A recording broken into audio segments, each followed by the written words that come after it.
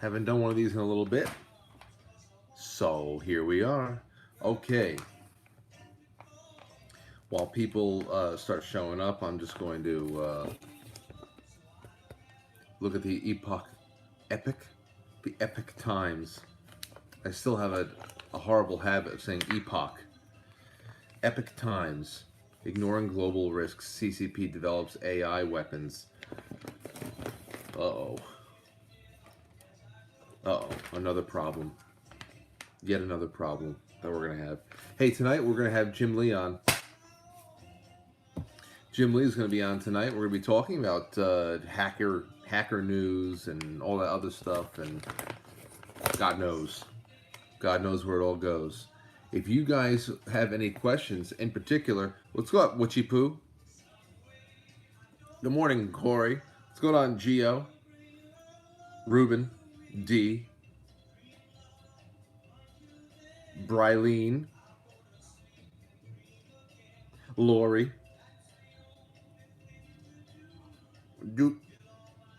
Cryaboo, Dude Dave, Linnea, my darling Linnea, my gorgeous Linnea, Moira, Freebie, Julie. Hey, what's going on, Jesse? How's everybody feeling? Francesco, how are you? Buongiorno, buongiorno.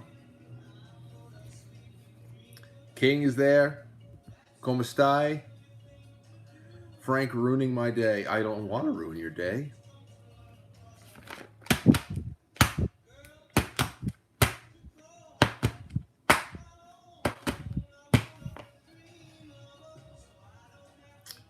How's everything been? Okay, so I guess there's people are flowing in now.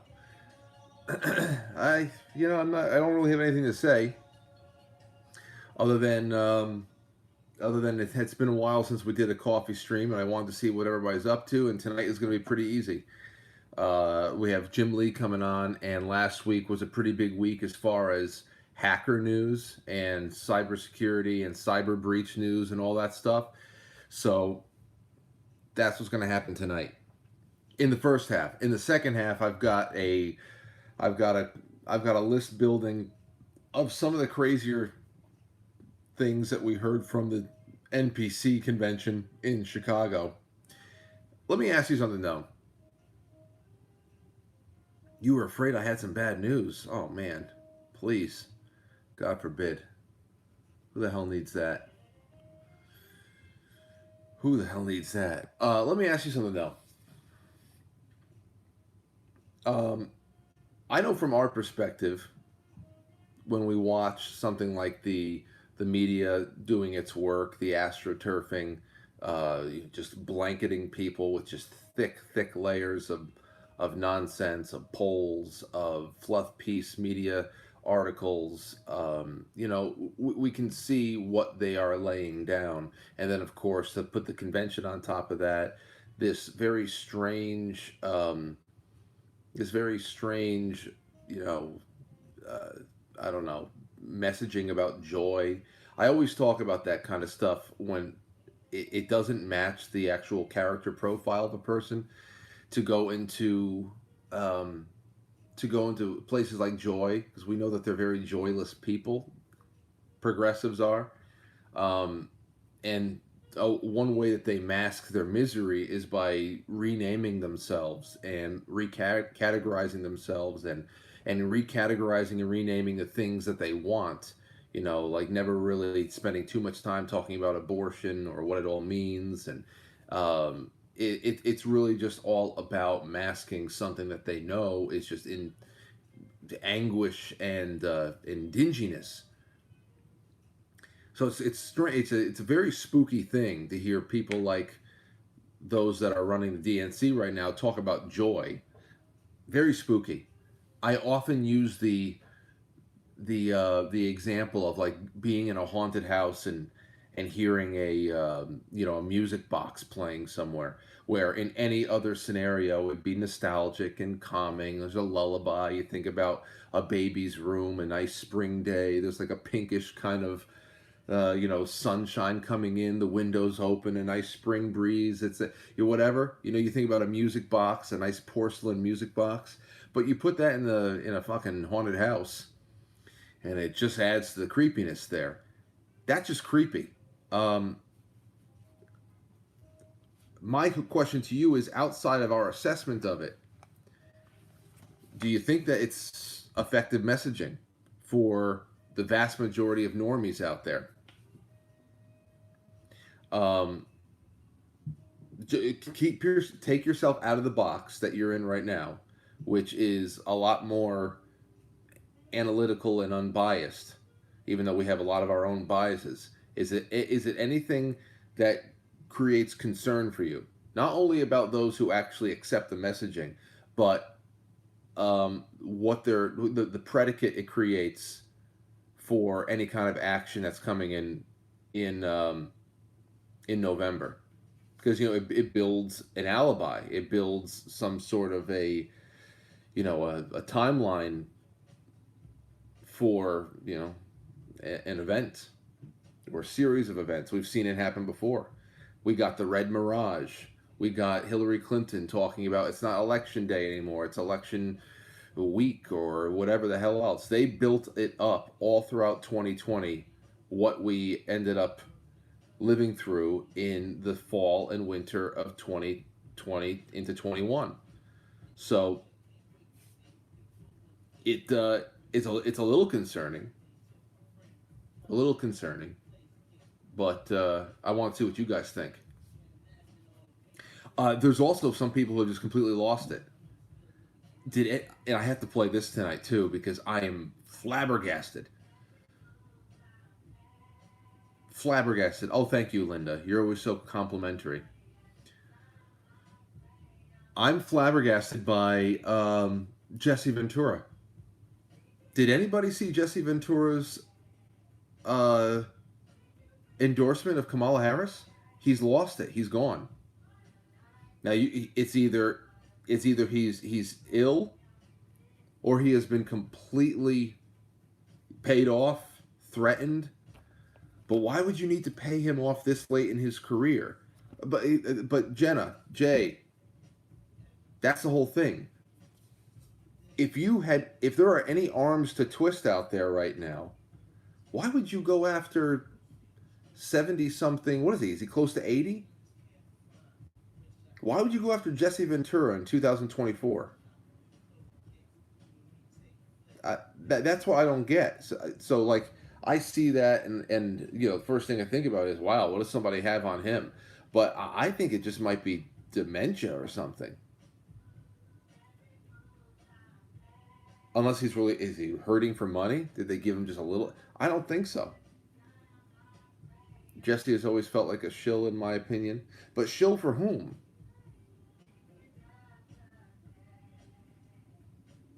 There's the Minnesota connection, Jared. There's that. To dishearten conservatives. It goes beyond conservatism, though. It goes beyond limited government American brand conservatism, which is just Americanism. It goes beyond that because he wasn't a widely celebrated conservative figure. He was he had a lot more libertarian kind of leanings, and he was a lot more about government accountability. A lot of the stuff that he did, people from both sides who care about corruption, because you can be a center left American, typically voting Democrat over the last however many years, and still want to see people who commit crime or who stage terror to go away. So he's not necessarily been a conservative firebrand, like primarily.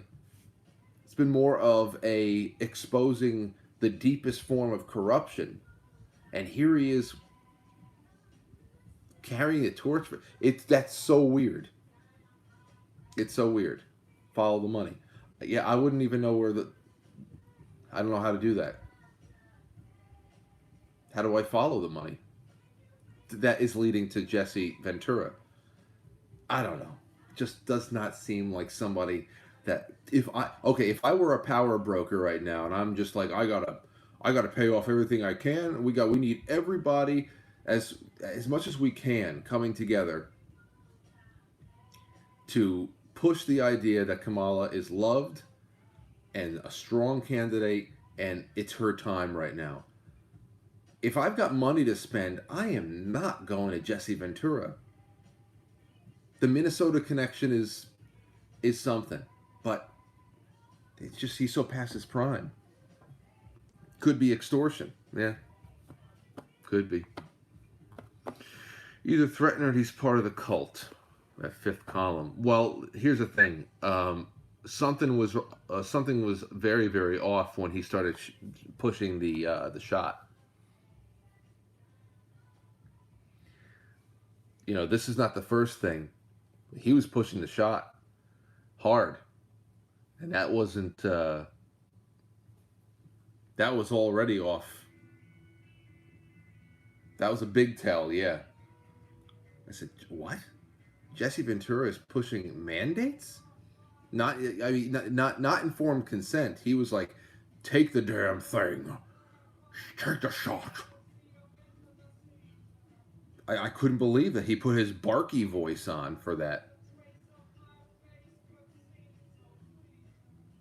Anyway.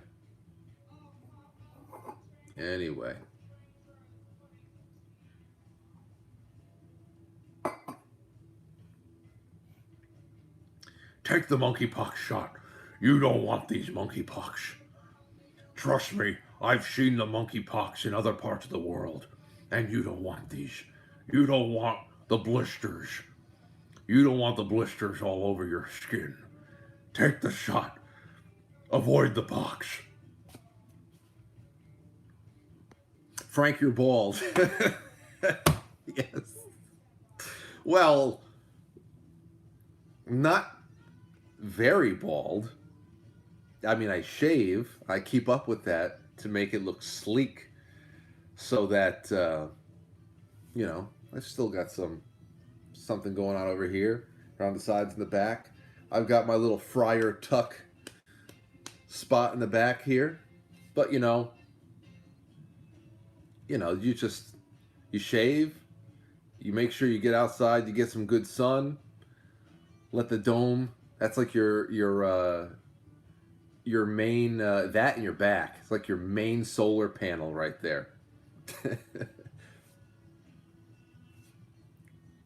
Thank you everybody. General Zero, thank you. Everybody says it looks good. Thank you so much. I have to. I feel just because listen, anybody who knows me knows I spend a lot of time with my hat off. But I generally like having my hat on when I broadcast, just because I sweat. I don't like the stethoscope ear monitors, so I usually have that leather strap on my head, and that feels like shit. So I usually have liked having the thing on my head. But after a while, after so many years, people only see you with a hat on. I'm like, you know what? I better start taking it off, at least for certain occasions, so people don't think I'm like Tim Pool, who is like, the day that he is able to just take it off and be okay with himself, his life is going to change. Because that is exhausting. That is exhausting. How the hell can you wear a wool beanie in all weather? You can't do that. So I said, almost 40 now. I'm always going to love, I've been wearing fitted caps, baseball caps, since I was in 5th grade. I love fitted caps. They're cozy. I love it. And I'll always be wearing them. But if you're working in public, you better have a little bit of variety there, because I don't want anybody thinking I'm insecure about shit.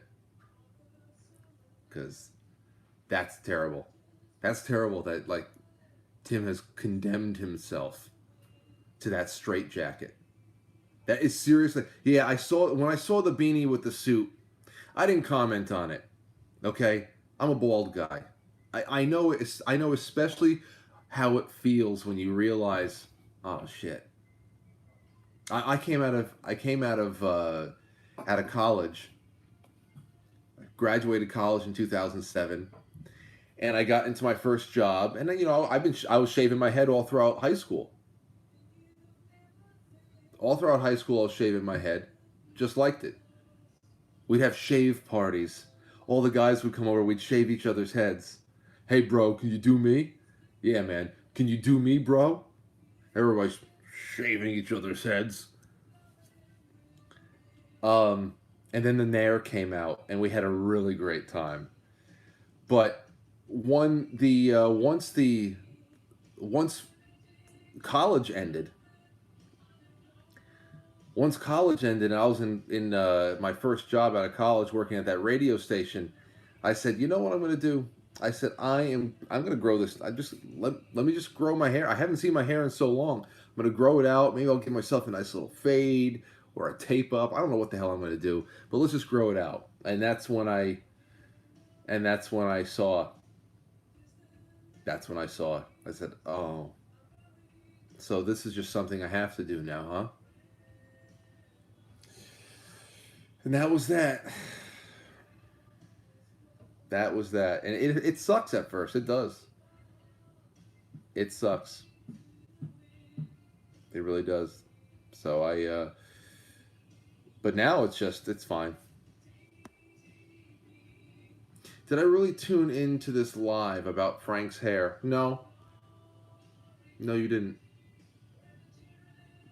Nope. That's not what's happening here. What's going on?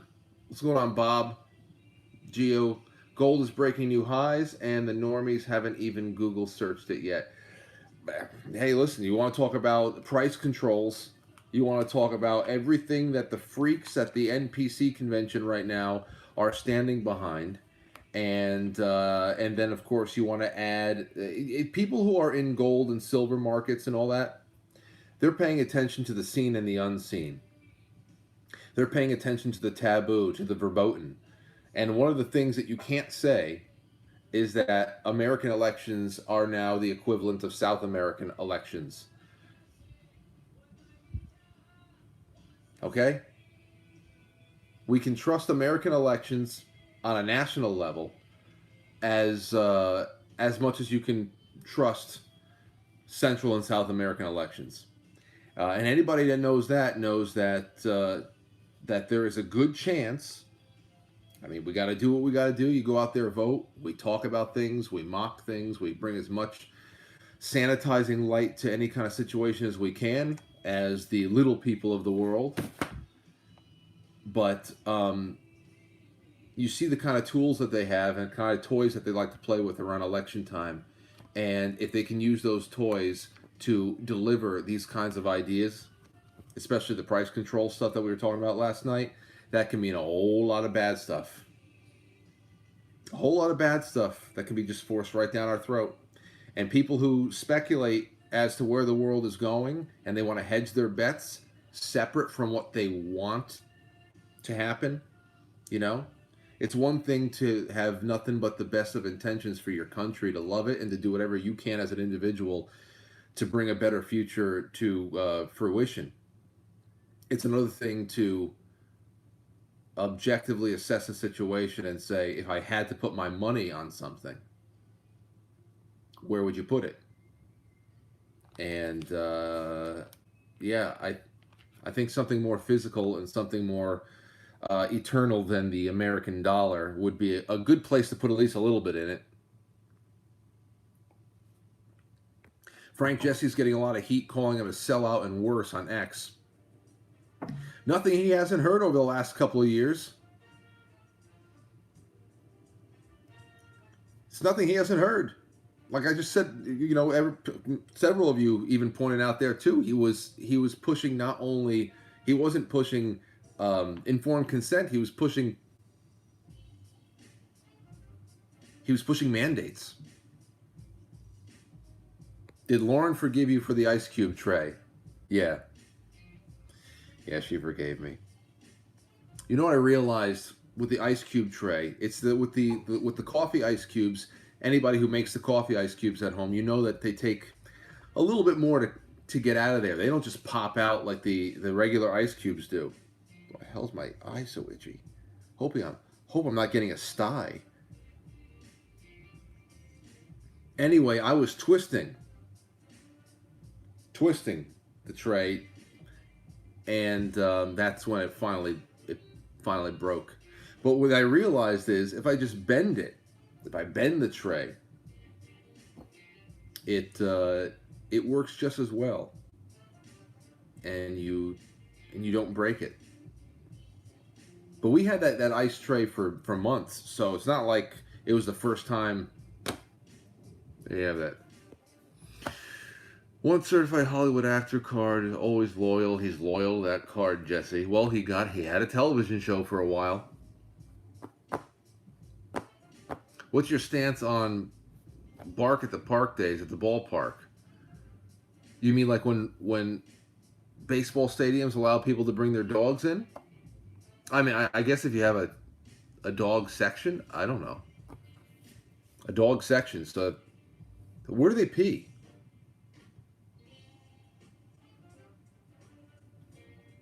Where the hell do they piss?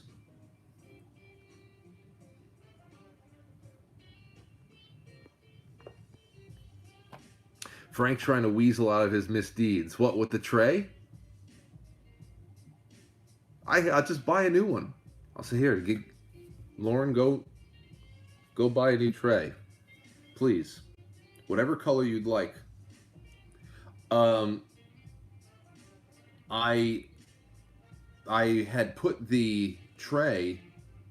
I actually filled up the tray though today. Not with coffee, but I made 2 trays of ice, regular ice.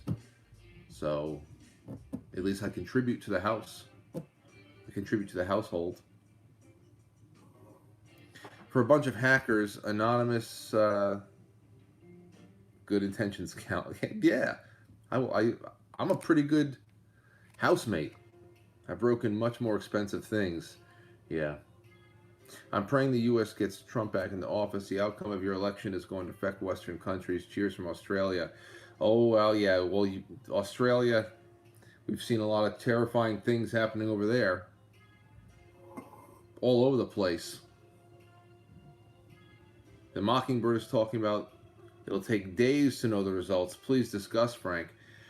We already been through that. Nothing's really changed. We saw some interesting things happen in Virginia.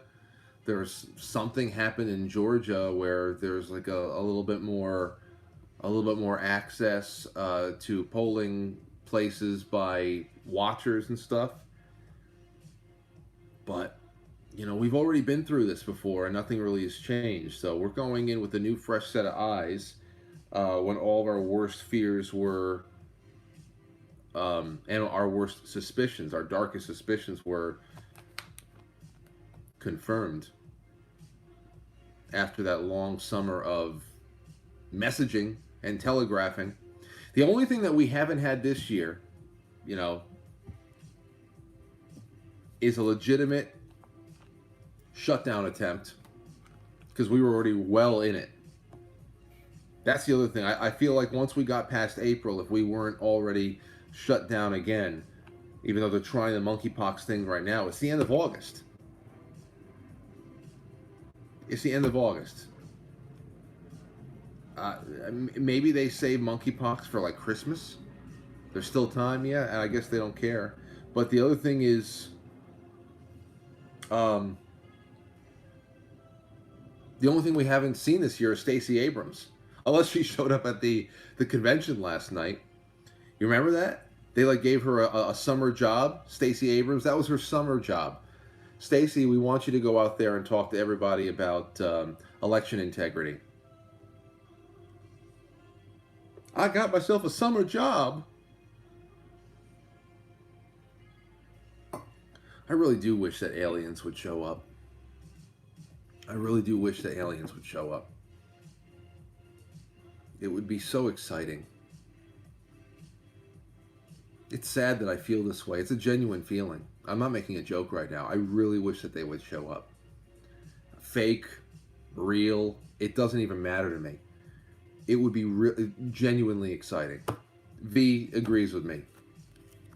I'm not making a joke right now. I would be genuinely excited. They're here. Okay, well then come on already.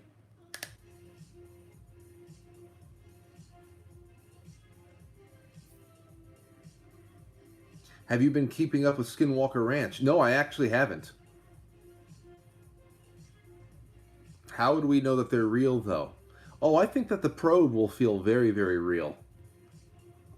I think once you're getting probed, you'll know exactly if this is real or not. But our luck would be the aliens come down and they want us to probe them. That's how you know. That's how you know that they've been in control the entire time. That's how you know that they've been in control the entire time and they have been responsible for the culture. Okay? That the aliens are like, probe me.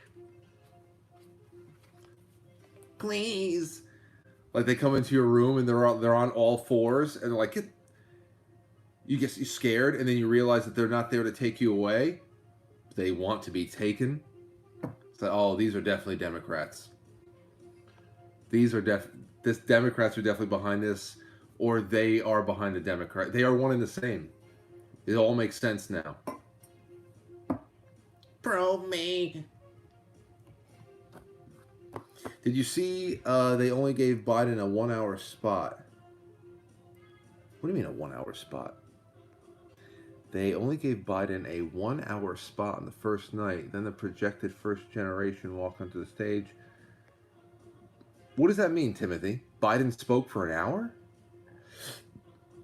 I saw a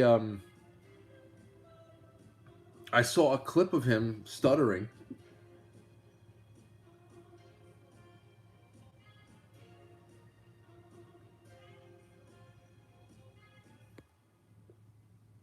I don't know. I didn't see anything. Wait, Biden actually talked for... I don't think so, the full hour. I saw him. I saw that he was talking. It's just nuts. No, Biden yelled for an hour. See, he spoke for an hour? Are you?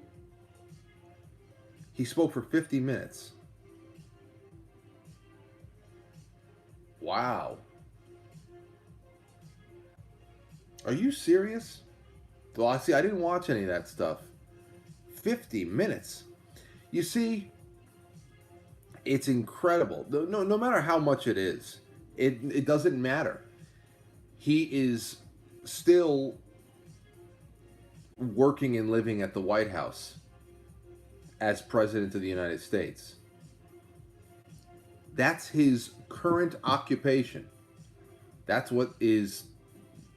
it. His name, his image, his likeness is attached to the presidency of the United States until late January of 2025.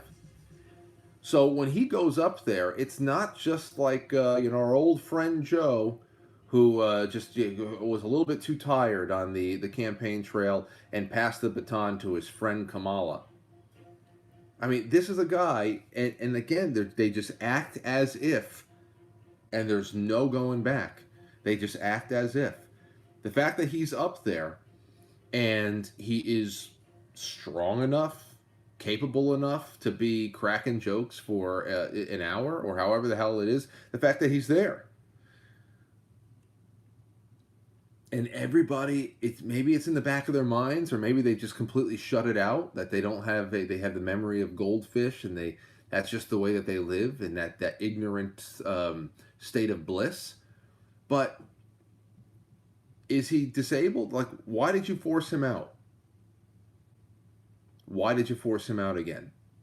Oh, it just wasn't his time.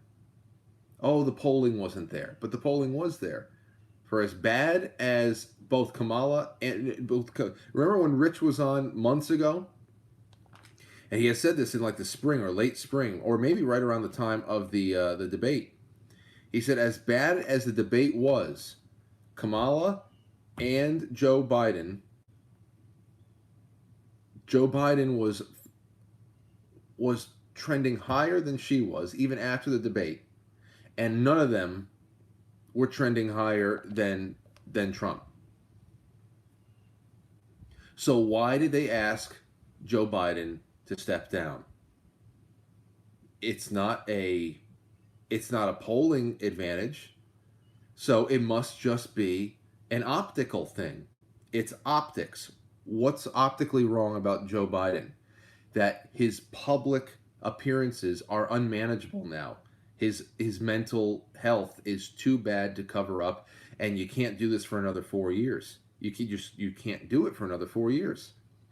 So all of that all of that going on in the background, the fact that he's there again last night, it's just, in all of his interviews, we talked to the party leadership, Barack Obama, Nancy Pelosi, Schumer, this one, that one. They said, we don't think we can win with you. Well, that's not true. That's not true. That's not why you changed it out, because as bad as the polls may be for him, he's polling higher than Kamala. It's just they knew that with whatever media magic they had left in the chamber for the rest of this year, with all the tricks, with all the astroturfing that they were going to do, they'd rather do it with a person who may be a little bit more drunk and socially inept, but not mentally ill yet. And the fact that he's there last night, and this is just something that is so willfully ignored by people, is just, I mean, that's concerning. All of these things are just concerning, because those are people we live around. That's more of a social thing than anything. Yeah. Great White. Where the hell is it?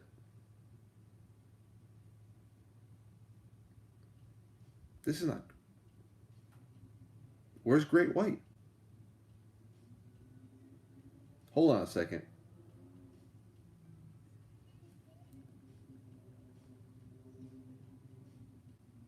I hear Great White playing in the background, but my phone says it's something else. It's Royksoft, which it's not. Here you go. Wait a second. This should be connected to my Sonos right now. Oh, is that the problem? That's the problem. A little bit of a... Damn it. Now I screwed it all up.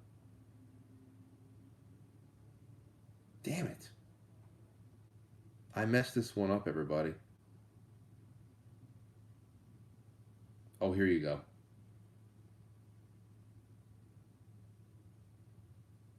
Jack Russell. Rest in peace. Great White.